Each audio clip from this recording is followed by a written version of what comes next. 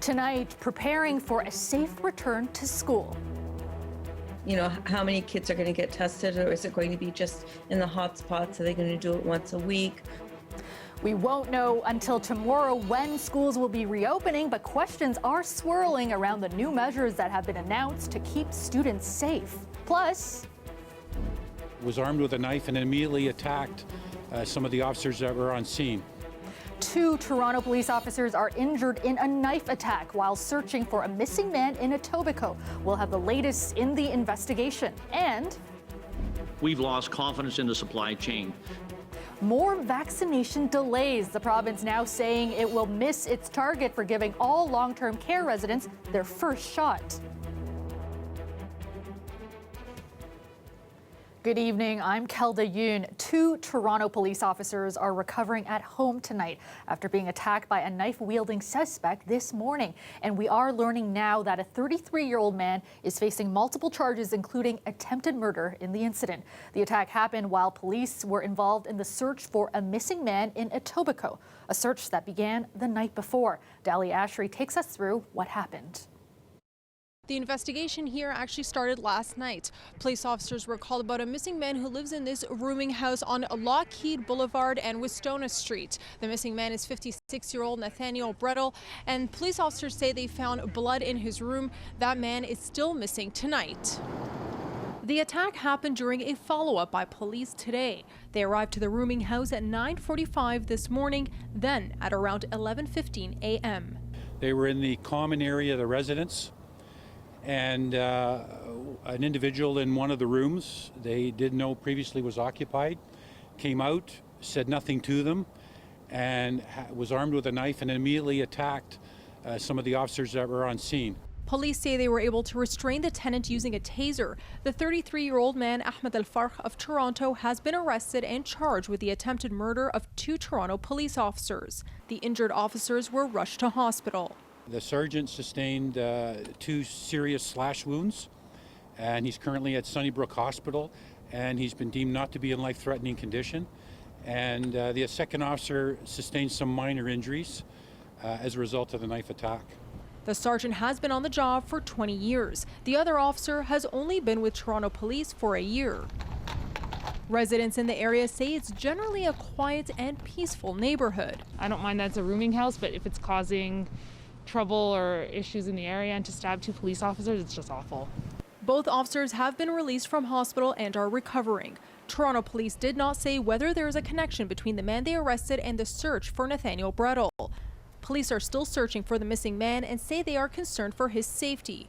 Brettel was last seen on January 21st near Wistona Street and Dixon Road. Dahlia Ashry, CBC News, Toronto. Parents in the GTA will have to wait until tomorrow to find out when their kids will be heading back to school. But we do know some of the measures the province plans to have in place to make schools safe when students do return. This includes everything from testing to more staffing and better ventilation. Farah Morali dug into what those measures will look like and how quickly they can be implemented.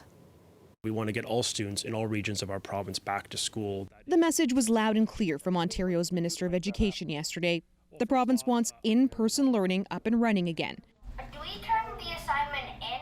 It didn't say when the remaining schools would reopen, but it did announce new measures it says it's bringing in to keep kids safe.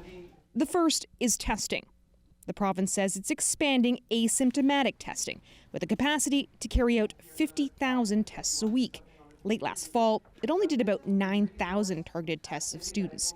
Today, some school boards said they've received no details on what they need to do to prepare for this. Will it be happening after school hours? Will parents need to be present? How do we deal with that when we're not supposed to have any non-essential people in our schools? The question is, where are they going to implement it and to who? You know, how many kids are going to get tested, or is it going to be just in the hot spots? The province says local public health units and boards will work together to decide where and how to test. Then there's staffing. The province says it's bringing in about 2,000 student teachers to fill supply teachers' roles. They'll get a temporary accreditation, but it's unclear what impact that'll have on class sizes. It's not necessarily to add a net new teacher, but to fill in a gap, let's say if a teacher's on bereavement or whatever else have you. So it's a tool in the toolkit, but it doesn't solve our large class size problem. This temporary accreditation of student teachers will do nothing to address it either. It will not increase the total number of teachers who are responsible for a class. Finally, ventilation. The province says 95% of schools have reported upgrades to ventilation. Our board is in quite good shape with regards to ventilation.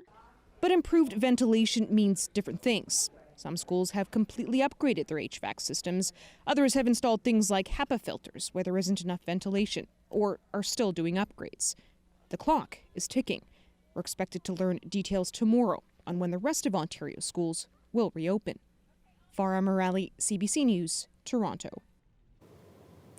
It's a vaccine rollout that has been plagued by slowdowns in delivery. Now, the Ford government says it will miss its target for giving all long-term care residents their first shot. It's also defending its decision on how the initial vaccine shipments were administered. Lorena Redekop explains. The new goal is to have all Ontario long-term care residents vaccinated by February 10th, 5 days later than planned. That doesn't include essential caregivers and staff. And I'll be honest, the shipment delays with the Pfizer vaccine have been incredibly disappointing. After receiving no doses of Pfizer last week, this week the province is expecting more than 26,000, with similar numbers next week. That's down more than 80% from what was anticipated. Then the following 2 weeks, it's expecting almost 300,000. We've lost confidence in the supply chain. We got caught a little tiny bit. We won't be caught again for the immediate future until we rebuild that confidence in the Pfizer supply. Moderna's next shipment this week is also down by 18,000 shots to around 63,000, and that only comes every 3 weeks. As of January 31st, 58,000 long-term care residents had received their first shot, plus close to 30,000 high-risk retirement home residents. Those two groups making up around a quarter of the total doses administered. We had enough supply to vaccinate every long-term care resident by the end of December 2020.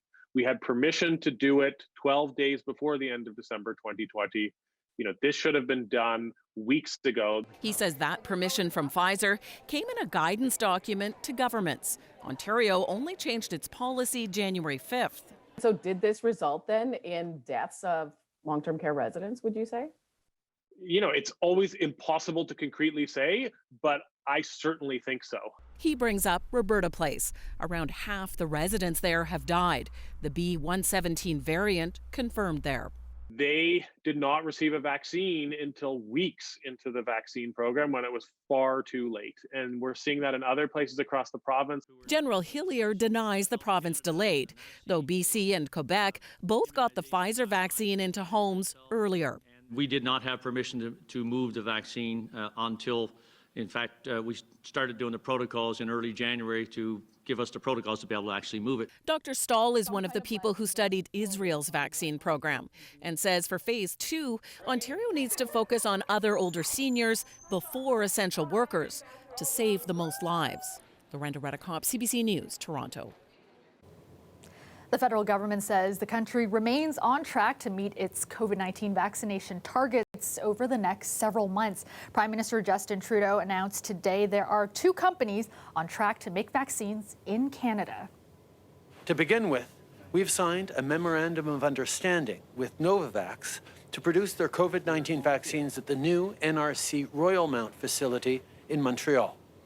Pending Health Canada approval, tens of millions of Novavax COVID-19 doses will be made right here at home. Novavax is a U.S. firm that submitted its vaccine for Health Canada approval last week. The Montreal facility could be in production by the fall. The other firm, Vancouver-based Precision Nano Systems, will be building a facility with a capacity of up to 240 million doses a year. Politicians and health officials have been calling for them, and millions of dollars are being spent to set them up. Ontario's voluntary COVID-19 isolation hotels are supposed to give people who live in small spaces or multi-generational households a safe space to recover. But CBC News has learned those hotels are operating at less than half capacity. Angelina King has the story. Look, the wonder is always there. For Harjeet Sahota, that wonder is whether a COVID-19 isolation hotel could have saved his grandmother. She was the type of person to overcome challenges. Sahota got COVID in December and believes he passed it to his mom, dad, and grandmother. They all live in the family's home in Brampton. His grandmother didn't survive. So this is the entrance to the basement unit. As soon as Sahota felt sick, he isolated in his basement suite. His grandmother stayed in her room. He says when Peel Public Health called him, no one told him an isolation hotel was an option. Sahota would have gone. He even considered sleeping in his car to keep his family safe. We lost a family member potentially because of this mistake, and maybe someone else's life could be saved if they inform people. Peel Public Health says it can't comment on specific cases, but during a tour of its newest isolation hotel, the region said it's now doing more to promote them. It's also making them more accessible. We wish they would be at capacity.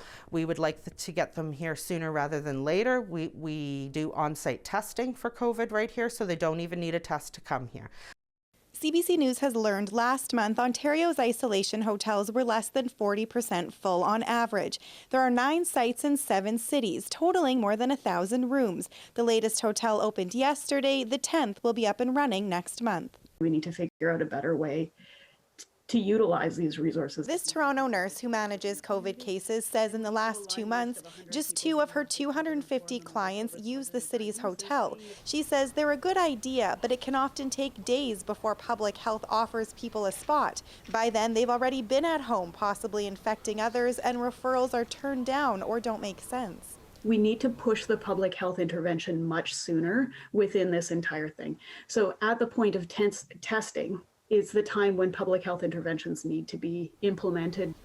She also says it can be difficult for those who care for family members to leave for 2 weeks. Toronto's hotel has been getting busier each month. In January, it was 60% full. Toronto Public Health says it's less concerned about capacity and more about making sure those who need to access the site are able to. So it's working with community agencies to better understand those barriers, and will be promoting the hotels at testing centres. Angelina King, CBC News, Toronto. Toronto City Council has approved a pilot project that will see mental health professionals responding to some non-emergency police calls. These pilots would be in Northwest Toronto, Northeast Toronto, and the Downtown East, with a 4th pilot serving Indigenous communities. These pilot programs would allow for a non-police-led response for non-emergency, non-violent calls, including those involving persons in distress, and for wellness checks. It means crisis workers with expertise in mental health and de-escalation will replace Toronto Police as the first responders for certain non-emergency 911 calls. This will start in 2022. The mayor says it will be a fundamental transition in how the city responds to residents experiencing mental health distress. And Toronto Police are warning downtown dog owners to be careful after poisoned peanuts were found on the ground at 2 downtown parks. Officers responded to a call over the weekend about suspicious activity at Canoe Landing Park near Dan Leckie Way and Fort York, as well as Victoria Memorial Square near Portland and Niagara. Police say a man and woman have been placing tainted peanut shells at the base of the trees. Officers are patrolling the areas. Shell samples have also been collected for more testing. There's so many things wrong with it. Misrepresentation, cultural appropriation, using an LCBO bag is racism. After the break, a Toronto mom is outraged after her son's teacher used an LCBO bag as an example for creating a medicine bag, a deeply spiritual item used by Indigenous peoples for thousands of years. That story coming up. Plus, high pressure nosing in, a sunny day then for Wednesday. I'm meteorologist Colette Kennedy. Still a cool breeze, however. I'll tell you all about it coming up after the break.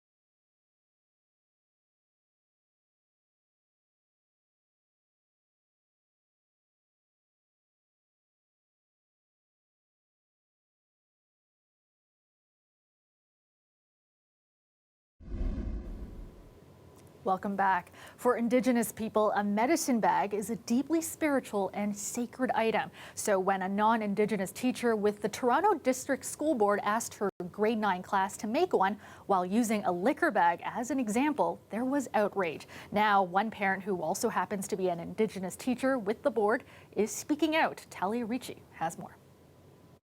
He got really upset and he called it paper bag animals. And Lena Reckley couldn't understand why her son didn't complete one of his assignments until she found out what it was. So I looked and it was worse than what he was saying. There was like a LCBO bag. This was a non-Indigenous teacher trying to tell the students to make medicine bags, but with paper bags, and they had to draw their favorite animal. Reckley says the assignment was for an arts course called Expressions of First Nations, Métis and Inuit Cultures. She contacted the TDSB's Urban Indigenous Education Centre and also filed a human rights complaint with the board. There's so many things wrong with it. Misrepresentation, cultural appropriation, using an LCBO bag is racism. It's almost like it's making a mockery of something that is meaningful and ceremonial. I want to say it's like shocking, but it isn't shocking. It's deeply troubling how common these types of insensitive or inappropriate assignments occur. Dr. Jennifer Brandt says this incident speaks to a larger structural issue about the lack of professional development and hiring practices. So the resources are there. And I think that there needs to be more structure in terms of support for teachers to bring those resources into their classrooms in an appropriate way. The teacher, Donna Blanco, did receive additional training. CBC reached out to her and did not receive a response. In a statement, the Toronto District School Board says that teacher is no longer instructing that course, but is still employed, adding that lesson is not a part of the curriculum and shouldn't have been taught. The board also said it is actively exploring ways to increase the number of Indigenous staff, not just in teaching, but in all areas of the school board. Reckley says she's having a hard time moving past this.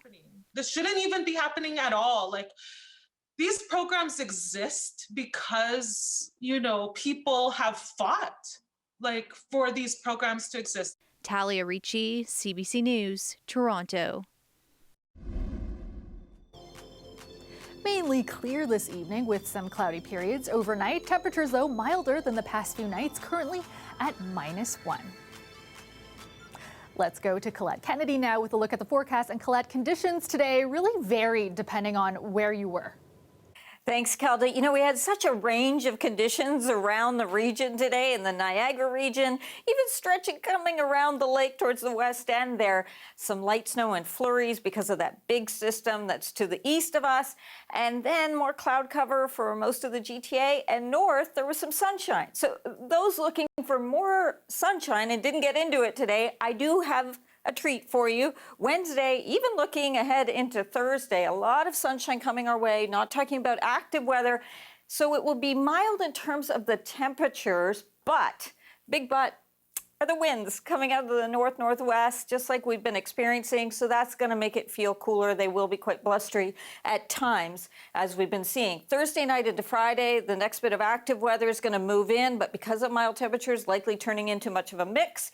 And then after that, we will be saying goodbye to the mild air. By the weekend, it's coming in. Second half of the weekend, we'll really feel it. And that's going to stick around till about mid-month, at least, it looks like. So enjoy the temperatures that are more seasonal or just a little bit above, like some of these readings you're seeing today. In fact, Oshawa 1, Peterborough up to 2 degrees. Again, you could see the areas where there was more sunshine. The wind gusts, though, look at this forecast as we move forward. They kind of come back, right? So they're going to pull back. But watch what develops here on the north shore of Lake Ontario as we head into tomorrow in the afternoon hours. And they're going to pick back up for a period there as well. So don't be surprised by that.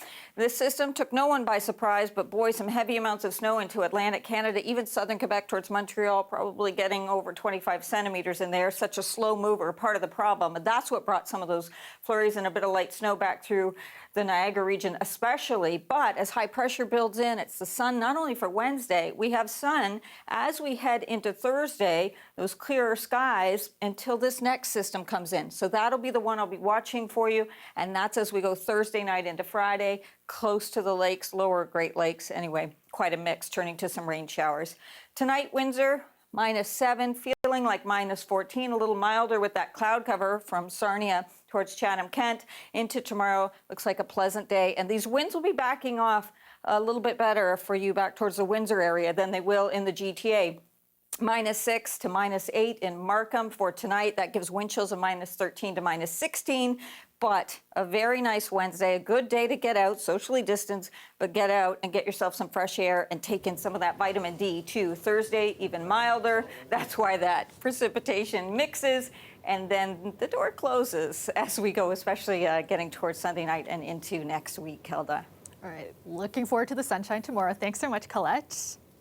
The weather is brought to you by Trane, the most reliable heating and cooling brand. We test, so it runs. It's hard to stop a train. After the break, Toque Tuesday goes virtual.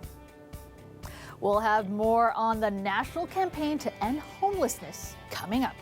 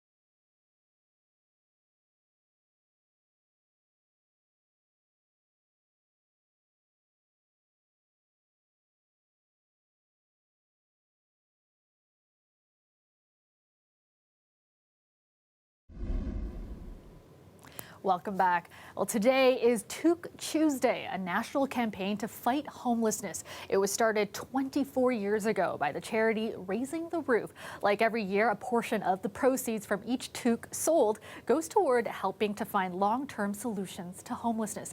I spoke to Executive Director Mark Sobrano about this year's campaign.